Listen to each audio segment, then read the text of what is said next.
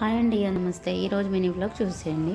Morning లేచిన వెంటనే నేను చేసే పని ఏంటంటే బాల్కనీ డోర్ తీసేసి ఒక 5 నిమిషాలైనా నించుంటాను. ప్రశాంతంగా ఉంటుంది. తర్వాత టీ తాగుతాను అనమాట బాల్కనీలో. ఆ తర్వాత నేను ఈరోజు నైట్ గిన్నెలు తోమలేదు. కిచెన్ అంతా నిండిపోయింది.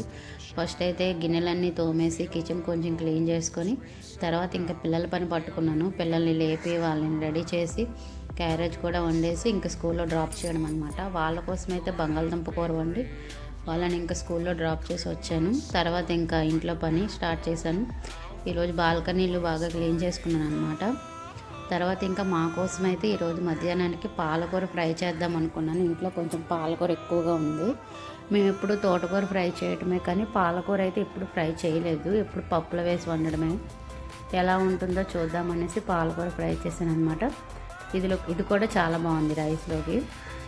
దీనికోసం ఏం పెద్ద కష్టమేం లేదు. ఆయిల్ వేసుకొని పోపులంతా వేసేసి తర్వాత ఉల్లిపాయ పచ్చిమిర్చి వేసుకొని పాలకూరలో టమాటా వేయం కాబట్టి ఓన్లీ పాలకూర వేసాను.